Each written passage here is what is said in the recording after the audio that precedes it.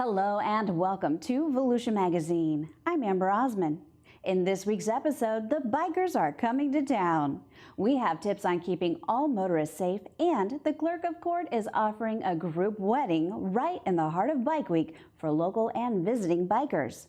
Plus, we have details on preparing your home for the upcoming hurricane season. Later on in the program, Joanne Magley talks with Ray Manchester from Volusia County's Beach Rescue. Those segments and more coming right up on Volusia Magazine. I hope you stay tuned.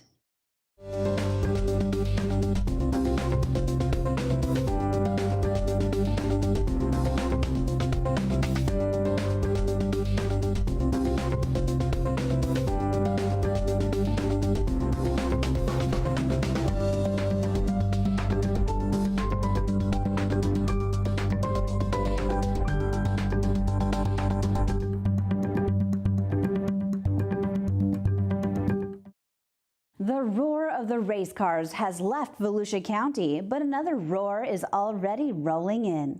This year's Bike Week from March 9th to 18 is expected to attract tens of thousands of motorcyclists from around the nation. Bike Week ranks among the biggest motorcycle events in the country.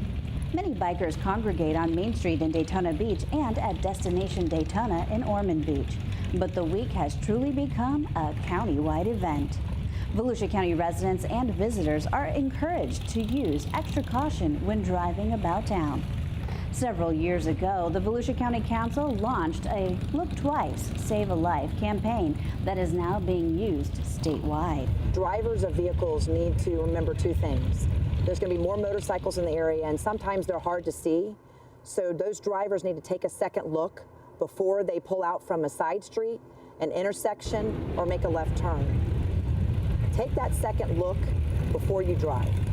According to national and local statistics, about half of all motorcycle fatalities are caused by motorists, most often when a motorist is turning left in front of a biker. Motorcycle accidents caused by bikers are usually related to impairment, speed, or inexperience. As motorcyclists come and enjoy the festivities for the next 2 weeks, we want them to have a good time, but a few safety tips to remember. Be seen. Make sure those headlights are on. Make sure you're wearing clothing that makes you visible. And don't rely on a driver to see you. Make eye contact with those drivers before you make any kind of movement so that they see you. Make sure you're at your game. Don't drink and ride. If you're going to drink, stay put. And then a lot of crashes we see in this area involve speed.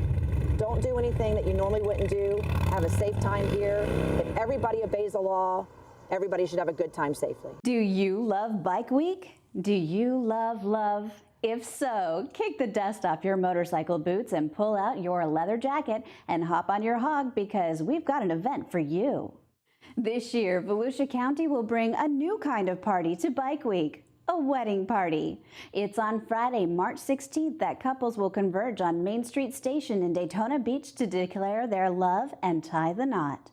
Laura Roth, clerk of the Circuit Court for Volusia County, will perform the nuptials. This is a really positive thing we do for the community, and so doing it as a group, a lot of people really enjoy that. We did a biker wedding this past Bike Week, in fact, at Destination Daytona. They provided us the space, and we had, I think it was 6 couples on their motorcycles pull up. We had decorated the whole thing, and I did vows specific to bikers, and they did the group wedding, and they enjoyed it tremendously. We'll be doing that again as well, too, by the way, Bike Week. Attendees should ride in by 1:30 p.m. Bikes are encouraged but not required. The ceremony will begin at 2 with couples declaring their love and sealing their vows with a traditional wedding kiss. Before roaring off down the famous Main Street Strip and into the sunset, couples will celebrate with music and refreshments. Florida residents should apply for their marriage license at least 3 days in advance, while out-of-state residents may apply up to the day of the event. Couples must present their marriage license and photo IDs at the ceremony. For questions or to reserve your spot in this roaring event, you can call 386-736-5911 or email clerk@clerk.org. Hurricane season is on the way, and this is a great time to get your house in shape. When a big storm is approaching, it may be too late to protect your property from high winds and flying debris. Take a good look at your home now, paying special attention to the most vulnerable areas, the roof, windows, and doors. If you meet income eligibility requirements and need upgrades to improve your home's wind resistance, you may qualify for Volusia County's Wind Hazard Mitigation Program. The grant-funded program can assist with hurricane shutters for windows and doors, gable end tie-downs, and wind-rated garage doors. Window replacement is not eligible under this program. The maximum loan per household is $10,000. Funds can be used for owner-occupied homes in Volusia County, except within the city limits of Daytona Beach and Deltona, which have their own programs. The program is for income-eligible households in Volusia County, except for within the cities of Daytona Beach and Deltona, and we provide the funds as a 5-year deferred payment loan.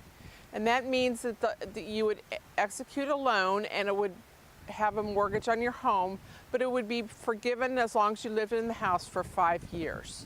To apply for the program, you work with the community assistance staff to determine if you're eligible, and then you would be responsible to get quotes from eligible contractors, and Volusia County would then select the contractor to provide services for you. For more information about the wind mitigation program, visit volusia.org/housing, or you can call Volusia County's Community Assistance Division at 386-736-5955. Hi, I'm Josh Wagner. And I'm Billy Wheeler.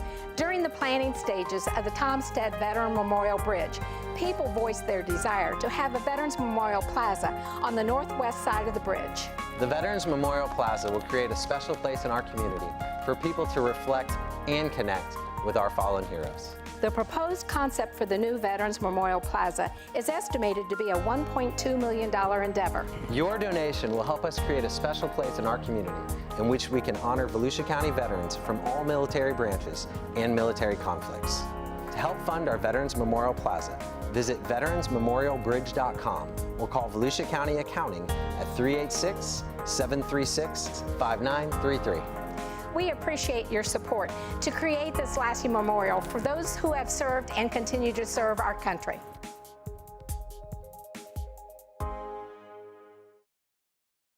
Today on Solutions for Your Life, Dennis Mudge, County Extension Director of UFIFAS Extension in Volusia County, tells us about the 20th anniversary of the Spring Ranchers Forum to be held in Geneva, Florida on March 15th.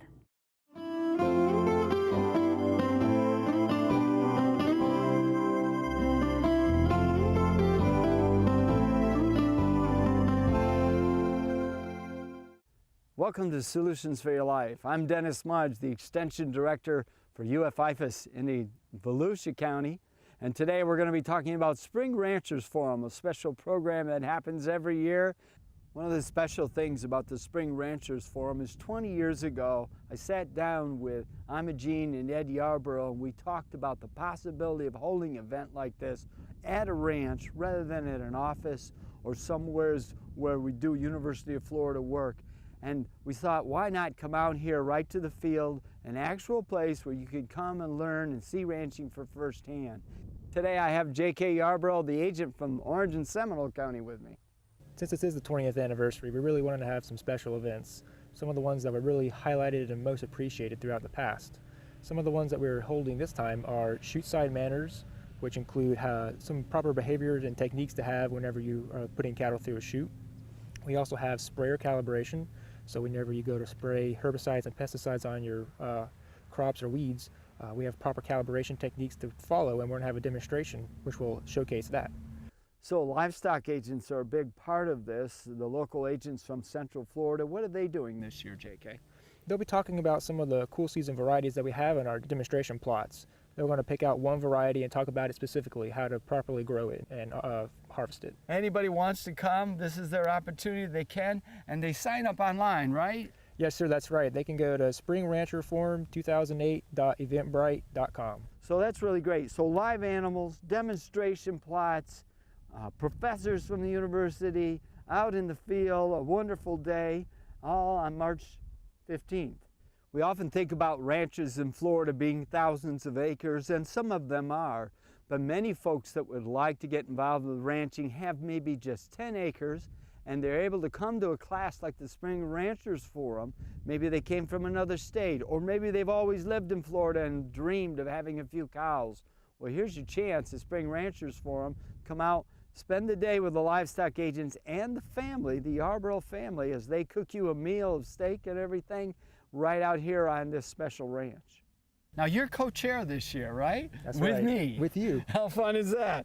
We get to work together, plan it for this year. Yes, sir. And that's so neat. Now, you've been coming to this for a long time. You're one of the Yarborough family, is that right? Yes, sir, that's right. I'm JW's firstborn son. Oh, that's so neat. Now, how old were you at the first forum 20 years ago? I would probably be about 7 years old. Wow, how neat. Running around, 7 years old, now back helping to be a co-chair this year. Yes, sir.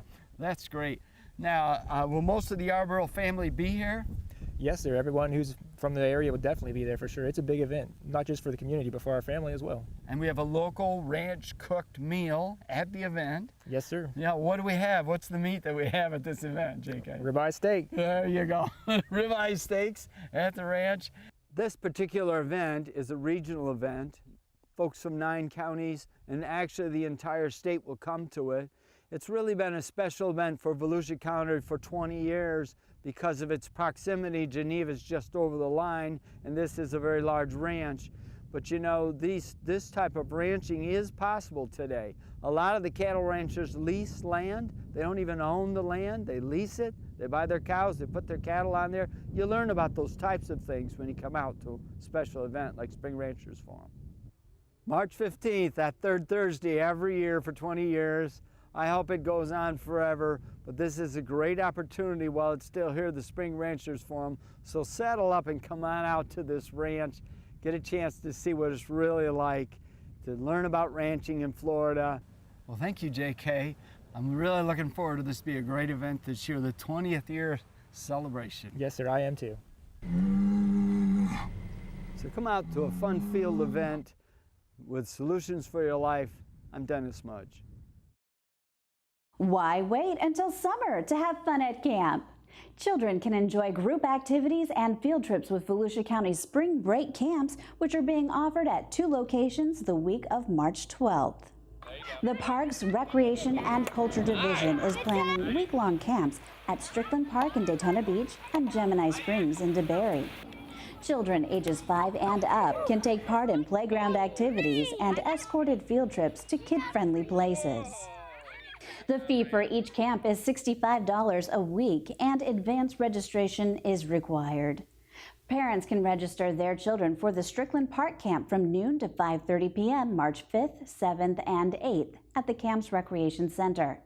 Registration is complete for the Gemini Springs Camp, but there may be a few openings. You can call Daniel Marsh at 386-763-5953. Learn more about the camps at volusia.org/recreation.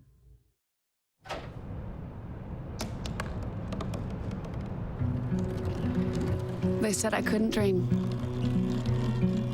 Called me a piece of trash and swore that's all I'd ever be.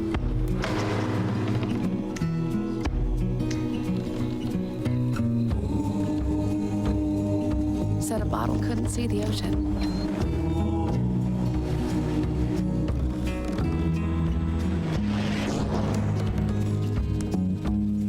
Give up. Go back to the dumpster.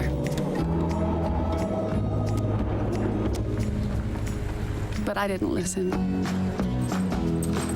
I made my way.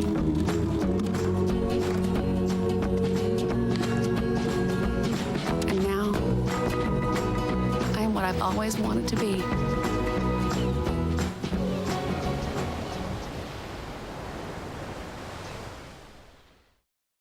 The weather has warmed up and we are heading toward spring. This is also when we spring ahead and move our clocks forward for daylight savings time. This year, daylight savings time begins Sunday, March 11th. This is also the time of year when Volusia County's lawn watering schedule changes. Residents may water their lawns twice a week until standard time resumes in November. However, you don't have to irrigate that much in a lot of cases. If we get enough rain, or if the weather's cooler, you don't need the 2 days. So I would just encourage people to watch the weather and irrigate as little as possible, because water is one of our most precious resources here in the county. And it's kind of a unknown fact that over half of the water in Volusia County is used on lawns, which is kind of a shame because we really need it for drinking water. People who live at odd-numbered addresses may water Wednesdays and Saturdays, and people at even-numbered addresses may water Thursdays and Sundays. Businesses may irrigate on Tuesdays and Fridays. Each zone of your lawn may be watered for no more than 1 hour and 3/4 of an inch a day. Watering is not permitted between 10 a.m. and 4 p.m. The restrictions apply to all county residents, including those living in city limits. They also apply to all water sources, including private wells and pumps. The time change is also a reminder to change the batteries in your smoke alarms. Smoke alarms can save lives if they're functioning properly, but studies show that most smoke alarms don't work because of missing, dead, or disconnected batteries. According to the National Fire Protection Association, 2/3 of home fire deaths occur in homes without a working smoke alarm. For questions about the proper installation of smoke alarms, residents can stop by any Volusia County Fire Rescue Station. To learn more about water conservation and fire prevention, go online to Volusia County's website, volusia.org.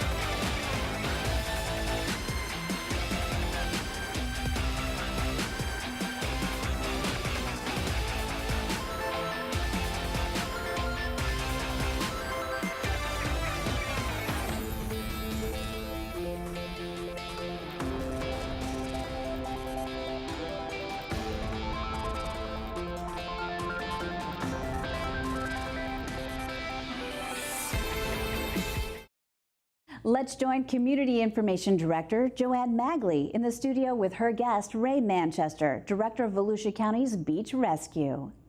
Thanks, Amber. Well, the calendar might not say it, but spring is definitely in the air here in Volusia County, and that means we've started the busy spring break season for our county beaches. So joining us in the studio today is Ray Manchester. He is the director of the county's Beach Safety Ocean Rescue Division. Hi, Ray. Hi, Joanne. Thank you so much for being here today. Anytime. I like to brag about beach safety because you have a number of people in your division that are triple certified, which is kind of rare in your field. So talk about what it means to be triple certified and then go into some of the other makeup of the beach safety personnel. I'm glad you brought that up because I like to brag about our agency also. We have about 55 triple trained people, and I include myself as one of them. And the triple trained is being a lifeguard, an EMT, and a law enforcement officer. And what makes us a little different than a lot of public safety agencies is that we wear all of those hats at once.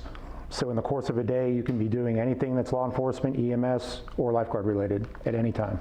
And so then if 55 staff members are triple certified, what is the other makeup of the rest of the personnel? Well, we have another dozen or so that are just, they're full-time, but they're lifeguards and EMTs. And then we go into our lifeguards, which are mostly all seasonal people, and we have upwards of a couple hundred of them that obviously we'll gear up for in the summer. Yeah, and when we start to close this interview, we'll talk a little bit about that recruitment process. But first, let's talk about the beach environment. It's a big playground. We have a very unique distinction of being able to drive on a small portion of the beach. Out of 47 miles of beach, you can drive on, I think it's 17 miles of that. What should people know before they take their cars onto the beach? Well, they need to know that we treat the beach like a road, And it's basically a 17-mile school zone. The speed limit's 10 miles an hour. There's a lot of people there, a lot of kids running around, a lot of people sunbathing, enjoying the beach. So you have to be very careful when you come out onto the beach. And we have some rules about keeping your headlights on, your window down, and not texting. And just be aware of your surroundings. Follow the signs where the traffic lanes are, the speed signs, and park where you're supposed to park. Yeah, and there's certain things where you're not, when you're a beach goer, you can't lay next to your car, right? Correct. Yeah, we don't allow anybody to lay in the parking areas. So when you do park your car, go down by the water or park or sit out in front or behind your vehicle, not next to it, because that's another parking spot, and we don't want anybody pulling in there and having that interaction with somebody laying in the sand there. So that's a parking area. And it's convenient for a lot of people to be able to drive to the beach. They have their stuff right there, but it's very critical, as you mentioned, that people follow these rules, because when kids are involved, and even adults, it's that playground atmosphere. Correct. And you're not necessarily thinking about it as a roadway. Yeah, my experience, people tend to have a certain mindset when they come to the beach, and they're looking around and they're looking at the water and the sand and everything too, but the biggest thing they need to remember is that there's thousands of people down there, especially children. Kids can bolt, we all know that. Parents might be preoccupied, and you have to be aware of your surroundings. We try our best to keep people and vehicles separate from each other. And we're fortunate on our beaches to have a lot of lifeguards. I know visiting other areas in the state or maybe even out of the state, sometimes there aren't lifeguards at all. It's basically, swim at your own risk. So I know the main message that we always tell people is find out where our lifeguard stations are and then swim in front of the lifeguards. Correct, you're right. Back with the accessibility of our beach, that's a great thing because it can allow a lot of people down there. That's why we have a lot of staff. And, coming into this time of year, we're actually staffing up. We're putting lifeguards out there. People are coming out. It's been a warm February, but our main message is to swim near a manned lifeguard tower. Because as a lifeguard, you can really see a lot of what's going on. You can recognize if somebody might be in trouble in the water. You can recognize the man-o-war maybe in a certain area. So talk about why it's important to swim in front of all the things that a lifeguard can help with, not just necessarily water rescue, but you guys really do a lot more. Well, our lifeguards are our ambassadors, and I don't use that term lightly. A lifeguard can inform you of rip current situations, of what to do, what not to do in the water, some good water safety practices. They can identify any kind of marine hazards, whether it's a man-o-war or anything in the marine environment. And they can give you the do's and don'ts and where to go and what to do, even where the nearest restroom might be at. So they're there for everything. So we talked about some of the rules with the beach, and we talked about the driving rules, but there are some other things we want to make sure people know when they come to the beach to make sure that everybody has a fun and safe time on the beach. Right. We have a pretty involved, pretty comprehensive beach code. Some of the things in that beach code I'd like people to know is that you can't drink alcohol on the beach. You can't bring glass on the beach. Those are two of our major issues. There's even some other minor ones, believe it or not, is about throwing things across the traffic lane. You don't want to throw a Frisbee or a football across the traffic lane and then somebody come running after it. Right. Things like that. So there's all kinds of rules out there, and just it's a common sense thing. And you also do from time to time give citations for littering. I know you try to actually warn people first of things because we're friendly, we're ambassadors, and sometimes people might not be aware of all the rules. So you like to warn people first. Every lifeguard tower has a garbage can on it for people to put their litter in. And working with Coastal, we're trying to promote the anti-littering campaign. It's actually an enhanced fine with us too. So it's hard to catch, but we try to educate as much as possible. Yeah, some people might not realize that there's not necessarily somebody that's going to come up right behind you and pick up the trash, like maybe at the Disney parks. It's our beach is very expansive, but like you said, we're enhancing our litter control program, adding extra trash cans. We are adding actually more walkers that will go and pick up, empty the trash cans more often. And we just ask the public to help us in that effort. All right, so let's talk about lifeguard recruitment. Right. So maybe talk a little bit about yourself, because you are the director of beach safety, but you've been in the department for many, many years, and you started off as a lifeguard, right? I started off as a lifeguard in 1984. I was in high school. I was 17 years old. Mom said, get a job. I was a beach bum anyway, so I went to the beach and signed up and got a job. And my first day, my first tower was out in the water, half buried, and thought, I don't know about this, but I ended up falling in love with it, and I've been here ever since. And so every spring, you start a recruitment process for the part-time summer lifeguard. So talk a little bit about that recruitment, where we're at in the process now, and then what happens to those lifeguards throughout the summer. We are heavily in the process right now. We reach out to all the schools and all these groups about putting our flyer out. We do